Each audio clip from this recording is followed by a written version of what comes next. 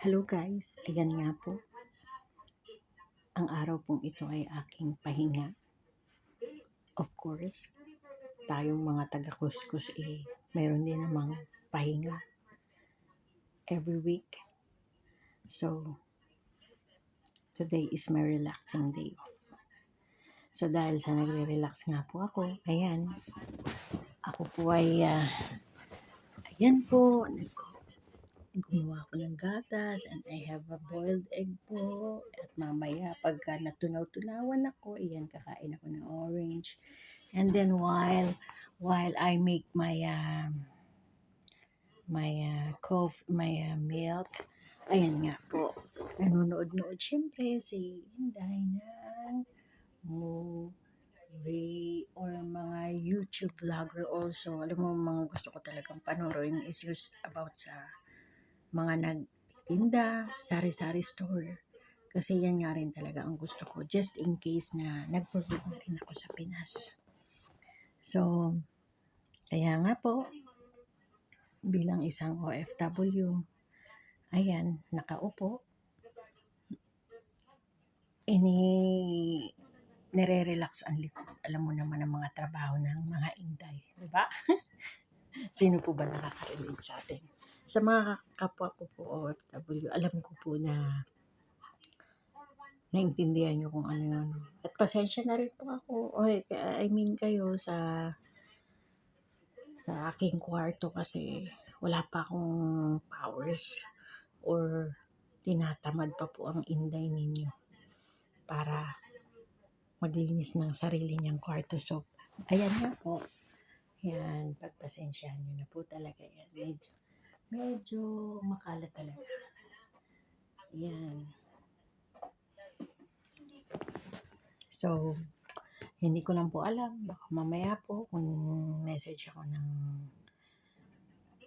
kaibigan ko, kung lalabas kami or hindi ko rin po alam. So, syempre, bilang isang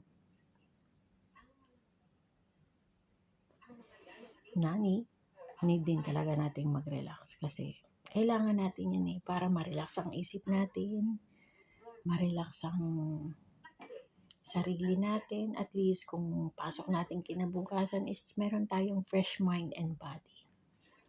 Salamat ako sa amo ko kasi kahit Saudi to talagang binigyan nila ako ng pahinga. Napakabait po nila sa akin. So, isa po talaga ako sa swerteng nag-aabot. Maraming salamat talaga. Alam mo po ba talagang sobrang thankful ako kay Lord kasi alam mo yun, ang buhay natin sa Pinas hindi po talaga madali. May mga tao na hindi lumalaban ng patas pero tayo bilang OFW laban lang kasi may mga anak tayo. So dapat ako bilang nanay, gusto ko maging magandang model ako sa mga anak ko. Yun talaga po. Kasi ang buhay isa lang.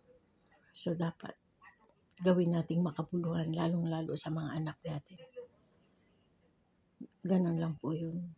Kailangan, kung mawala man po tayo dito sa mundong ibabaw, ang mga anak natin, mamumuhay silang maayos, mamumuhay silang may respeto, mamumuhay silang may takot sa Panginoon. Napaka-importante po nun, bukod po sa edukasyon.